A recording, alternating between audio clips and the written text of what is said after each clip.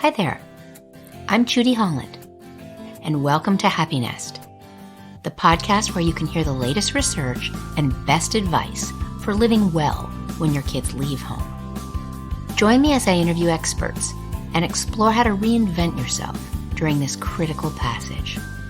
I hope you'll head over to judyhollandauthor.com and check out my new book, Happy Nest, Finding Fulfillment When Your Kids Leave Home. Donald Cole is clinical director with the Gottman Institute, a Seattle-based couples counseling and research center known as the Love Lab. He's a marriage and family counselor with 3 decades experience and has a doctorate in ministry. He's also an ordained Lutheran pastor. He trains therapists nationally and internationally. When I interviewed Don for my Happy Nest book, we talked about how there's often a need to reignite the spark after the marathon of child rearing. The Gottman Institute's research shows that 2/3 of parents experience a marriage downturn when kids are under their roof. Relationships often strain when couples develop kid-centric marriages that revolve around jam-packed schedules and that leave little time for the romantic partner. Many couples turn away from each other because they're weary and stretched in too many directions. They stop turning toward each other to make positive bids, such as asking how the other is feeling or how the day went. Successful couples turn toward each other and make bids for connection in 86% of their interactions. But failing couples, on the other hand, turn toward each other just 33% of the time. Cole's goal is to turn negative interactions between couples into more positive ones. Thanks for sharing your wisdom again, Don. Welcome to the Happy Nest Podcast. Thank you. Thanks for inviting me in. You bet. So, Don, help explain to our listeners, what is a bid? And how can you reignite the spark in your empty nest marriage by sending better bids or signals to your partner? The bidding is a process that all couples do. Some couples do it a lot more successfully than others, but a bid is really an attempt to engage our partner, to get their attention, to start a conversation or an interaction of some sort. We do this a lot of times unintentionally. We're not even thinking about it. But what we've learned in our science of relationships and in the therapy that we do is that you can actually become more conscious of making bids, more intentional about starting those interactions and doing it in a positive way. And then you can also become more intentional about receiving and attending and responding to your partner's bids. Okay, so we can learn to make better bids and respond better to them. There's a learning curve when it comes to bids. Sure, because a lot of times the turning away response, as we call it, a person makes a bid to their partner, for example, oh, look at that, that's a cool rainbow. And the partner just keeps driving and doesn't respond in any way. Maybe they're distracted, maybe they're just or maybe they just don't want to talk to their partner. But that is experienced by the person who made the bid as a turning away, as a rejection. Uh-huh. And it adds to kind of an overall negative feeling in the relationship. But if there's a turning toward, oh yeah, that's cool. It doesn't have to be very big. Mm-hmm. It makes your partner feel accepted, connected, and so on. And we know from our laboratory studies on this that the couples who are successful over time bid and respond positively to bids 86% of the time. Uh-huh. And the couples who in the study had declining and failing relationships at a 5-year follow-up mark only bid or they only responded to each other's bids 33% of the time. Wow, that's a big difference. There's a big difference between how couples engage in this process or not. And the other thing that we know is that successful bids lead to more bids. Mm-hmm. Unsuccessful bids lead to fewer bids. You shut them down. Right. If I say to my wife, "Hey, that's a cool song," as we're listening to the radio, and she doesn't respond, I'm less likely to say that next time. Mm-hmm. Can you give me, Dawn, more examples of bad bids? What's a bad bid? Well, a bad bid, I don't really think of bids as being bad. I think there are times when, you might start a conversation harshly, and we actually call that a harsh startup. That's usually around a conflicted area, something like, I'm really tired of how messy you are. Mm-hmm. Why do you always make us late? Those kind of complaints, in a harsh way, we don't really think of those as bids. We think of those as more of a harsh startup, complaining in a way that includes criticism. Mm-hmm. Another laboratory statistic, when conflict conversations start with a complaint, like with a criticism, a negative, harsh complaint like that. Like, why are you always late? Something like that. Yeah, why are you always late? Why are you so messy? When it starts like that, those conversations stay negative 94% of the time. Oh, wow. So you're setting a bad tone, and that tone just sticks. It's hard to turn a conversation that starts with that negative, critical startup into a positive, successful, problem-solving type conversation. Can you give me examples of good bids? Well, a good bid or a good startup to a conflict can kind of have some similarities, but a good bid is really just an attempt to engage. It could be a compliment. I really like dinner tonight. Thanks. It could be a request for interaction. Hey, baby, come up here and watch TV with me. Do you have time? It could be, hey, I want to talk about what we're going to do this summer, or what we're going to do for our holidays this year. Just to engage on that friend to friend kind of basis that is, a bedrock of a successful couple. Mm-hmm. Is that they engage a lot around that, and specifically in light of the subject of empty nesting, mm-hmm. Where I really think this comes into play is that many times our bids during the parenting phase of life, if you will, our connections are very often wrapped around the needs of the children. Right. And so a lot of the bids and connection we have is, well, did you hear what happened with Sarah at school today? Mm-hmm. And, again, that can be turned into a positive or negative conversation depending on how they handle it. But the bid is around the kids. Child-centric existence. And that's not uncommon. In fact, I think it is common. And even those bids around the kids can be positive or negative.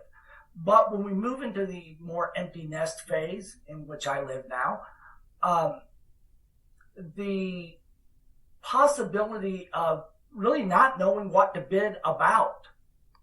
Right. How do I even bring up something to my partner? Because you've got to switch gears, right? I mean, if you've been living in a kid-centric universe and you've been perhaps out of necessity focusing on the many things that your children need, you've got to switch gears and refocus on your partner. And that really takes some intention mm-hmm. And some thoughtfulness sometimes, because maybe we've just been out of the habit. A study that was done, I think, a few years ago at UCLA showed a huge decrease in, they didn't use this term, but they just talked about it in terms of minutes spent in conversation mm-hmm. between, this was a study with working parents, where both parents are working and they have, dependent age kids, which is, kind of a pretty common situation. And that, just fewer than 40 minutes a week spent in conversation. between those couples. Wow. And most of those conversations were around the logistics of the kids. Yeah. So as we make the transition away from being, parents of dependent kids, what do we have to talk about? And how do we show interest in our partner, and how do we ask for interest from our partner? Because that's really what bidding is. It's showing interest and asking for interest, asking for engagement. Mm-hmm. What directly happens, or indirectly? Don, what happens, so expand on this, you touched on it before. What happens if your romantic partner rejects your bid rudely or ignores it?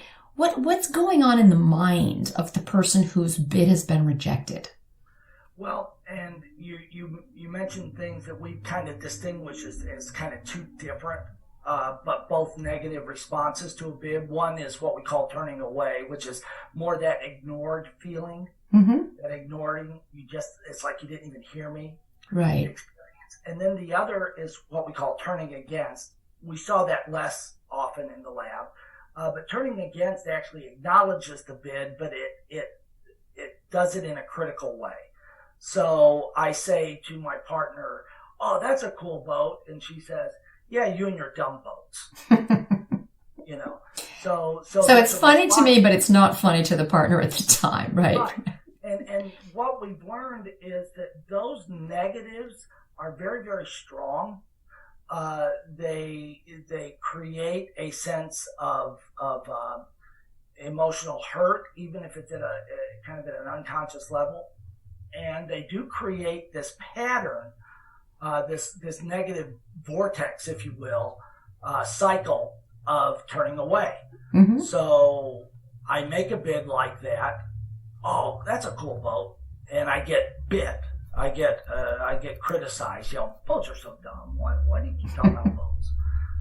Or how about a worse one? We'll never afford a boat on your salary anyway. So right. Kind of really go negative. So am I gonna, the next time something is to be said about boats, am I gonna say it? Am I gonna bring it up? Not likely. So the whole process then becomes this downward spiral. Bid, negative response, failure to bid, more ignoring, and so on. Where what we found in our therapy is that you can actually create the opposite cycle, mm-hmm. Where I intentionally make bids and respond to bids, and my partner's doing the same thing, that we find there's a natural increase in the bidding and turning toward process, which leads to an increase in the overall positivity of the relationship. So so you told me when I did an interview with you, I guess 1 or 2 years ago for my Happiness book, you were talking about this kind of downward spiral, and you said, you can't wish it away, right? Not by force of will or good wishes. And you liken that to trying to be in shape physically without doing what the in shape people do, like exercise and eat a healthy diet. So you're saying there's kind of a recipe here, or a program, or an intentional set of behavior that you can engage in to halt this downward spiral and turn it back up. Right. And really what I meant to say is not that you can't change the behaviors around the spiraling, because that is absolutely what you do have to change. What you can't do is wish away the feelings of negativity that have grown in the relationship because of the failure to turn toward. Right. It's like the atmosphere's just been poisoned by this, and you've got to do something about it because it exists. So I feel bad about this relationship. This relationship doesn't feel positive anymore. It feels negative more than most of the time. That's the analogy to being out of shape. And so I cannot just get in shape by saying I'm going to be in shape from now on. Right. I get in shape by changing behaviors, and we add the formula for creating positivity back into the relationship when we are intentional about the bidding and turning toward process. one of the best ways to do that for many couples is to actually create what we call rituals of connection. Mm-hmm. Agreed upon and planned experiences together that are, times of bidding that we can count on. For example, a couple says, you know what, let's try this. Every morning before we go to work, 10 minutes of sitting at the table, having some coffee and talking about what we think is going to happen in our day, what we're looking forward to.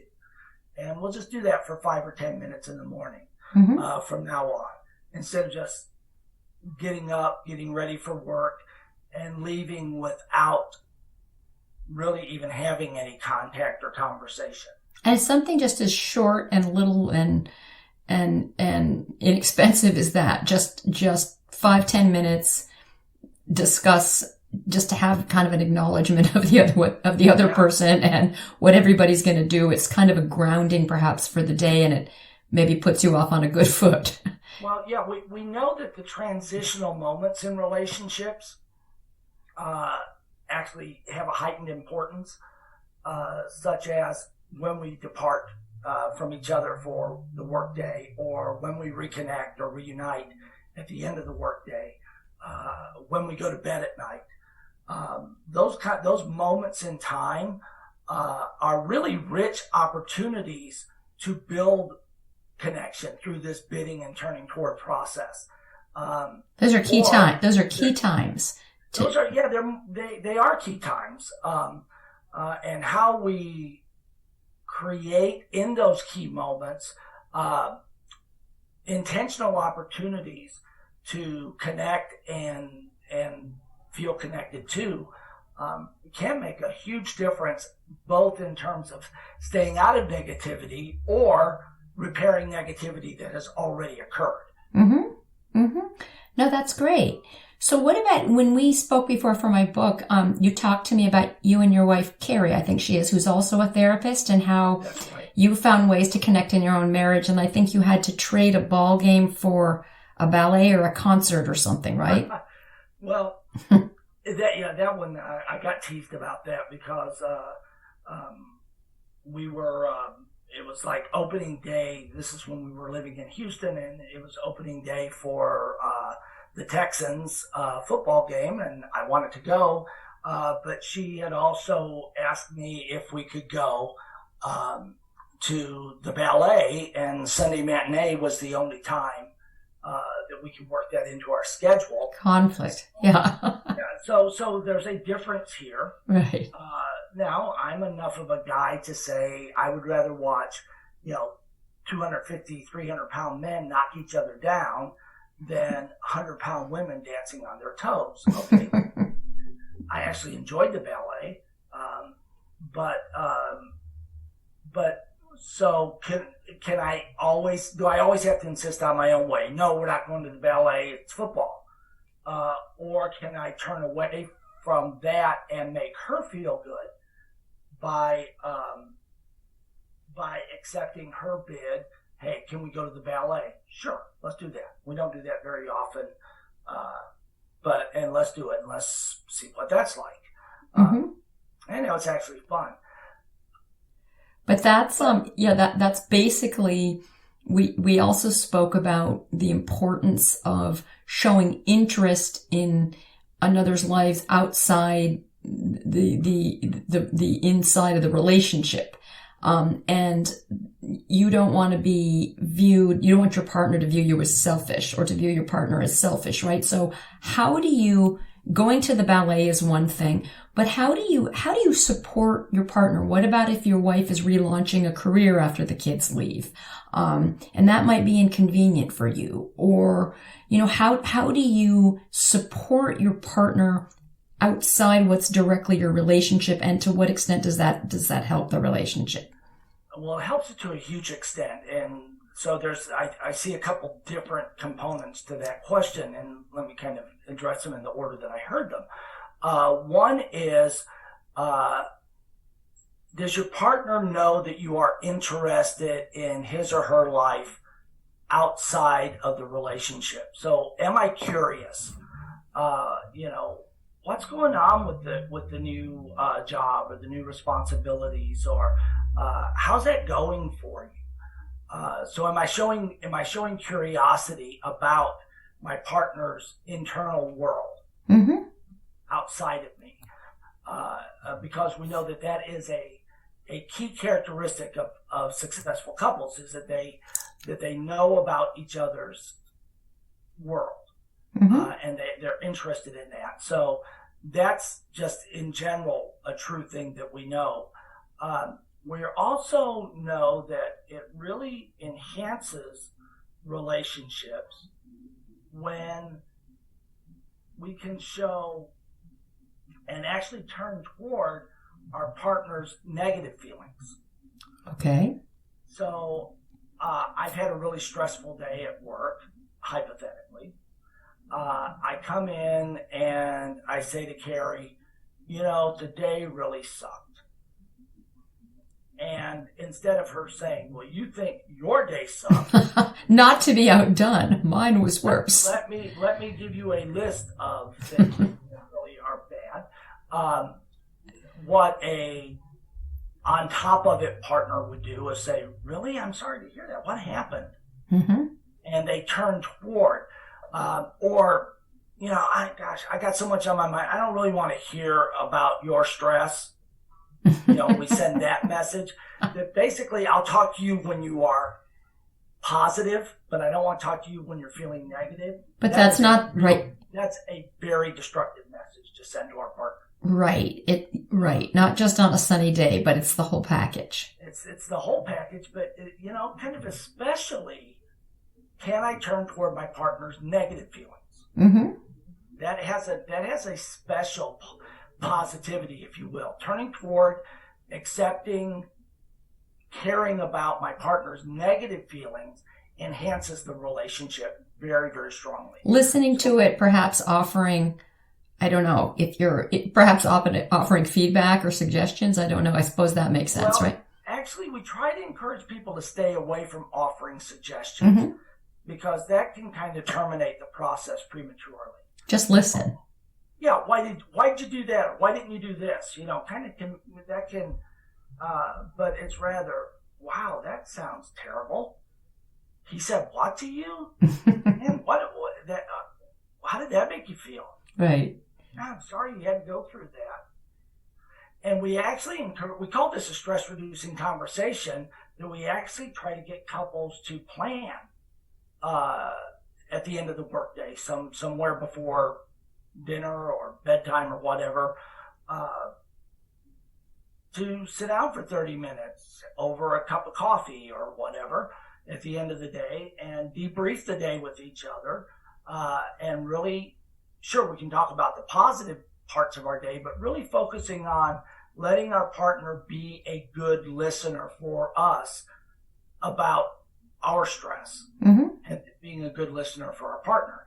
So that part of, turning toward around the stressful parts of our day is really very predictive of, sustained happy relationship. And again, the advantage really for the empty nest couple is we really have a lot more control over those moments in time than we did when we were running our kids all over the place and, having to Right. take care of their needs. We're not as interrupted, and there's sort of more of a constant one-on-one focus than there was before. If we take advantage of it. Ah, right. So it comes back to that idea of intentionality. Again, like the exercise metaphor. Do I actually go to the gym, or do I just think about it? So there's this intentionality about the change. Okay, every evening when we get home, we'll sit down for 20 or 30 minutes and how's your day, dear? And have a positive, empathetic. By positive, I don't mean the conversation is always about positive things, just the opposite. But it's positive in the sense that my partner knows I'm listening and caring. Mm-hmm. That's what creates the positivity. And what's interesting is what you're saying completely overlaps with some of the experts, the the ideas of experts who know about raising young adults. And it's the same thing. You want to listen, they need to vent. You need to listen, and you don't want to jump in with all your, you don't want to jump into competition. My day is worse. My situation is worse. And you don't necessarily want to be trying to inject solutions. You're listening. You're being a little bit of a therapist, I guess. And so perhaps if we think of the spouse a little bit like we might, our young adults, perhaps we have a different set of rules in our minds. I'm sorry to interrupt, but I think you're exactly right. That really is a parallel.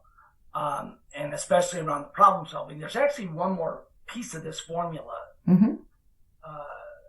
that we think is really important. And that's that you make sure you don't side with the person who's causing them stress, side with the enemy. So, and people do that sometimes. Accidentally, maybe even. Yeah. Sometimes our kids, we can do that with our kids. Kids come home, my teacher yelled at me today. Well, what did you do wrong? Right. You see, so instead of empathizing with, man, that must have bothered. That doesn't sound like that felt very good. So our spouse could do the same thing. They could come home and say, that cop pulled me over on the way to work today. Excuse me. Cop pulled me over on the way to work today, and he was so rude to me. And you say, you do tend to drive too fast. Right.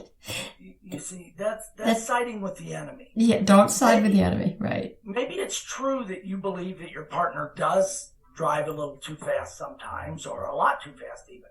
But that's not the time to bring that up. No, that sounds great, Don. I think I'm hearing a little bit in your ideas, aren't you also a pastor or minister of some kind in your background? Yes, I'm ordained in the Lutheran Church, and I'm hearing some of that. I'm hearing some strains of that. That's interesting. So continuing in this vein, and wrapping up, what's your advice for empty nest couples? You have, I don't know how many couples you've worked with. How many couples have you worked with? Any idea, just roughly? Oh, over 1,000. Over 1,000 couples. So you have a lot of experience there, also in your own life.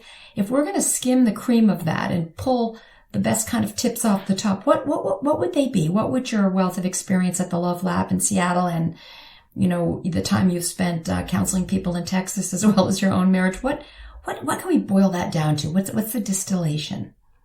The distillation is find ways to work on increasing positive exchanges in the marriage or in the relationship. And one very specific way to do that is to intentionally create new rituals of connection, especially as you're making the transition from raising children to empty nest. Let's create new rituals of connection that are going to work for us. And we can do that intentionally. Okay, I would like us to start doing breakfast differently. I want us to come up with some new ways of celebrating the holiday cycle. I want to create a really hard and fast, we go on a weekly date kind of tradition. And those are what we mean by rituals of connection. That people can say, let's make these changes. We're going to go for a walk every evening. Instead of my just walking the dog, the three of us will go, me, you, and Fido. All three of us will go for a walk, and we'll use that time to really just kind of talk about our day. And so I would say when we're talking about couples who have been together that 20-year period and the kids are now grown, the most important thing is really to focus on increasing positive moments. And I think the rituals of connection, how do we do that? How do we do that intentionally? Really help. Now that's wonderful, because we know that human beings just love and need ritual.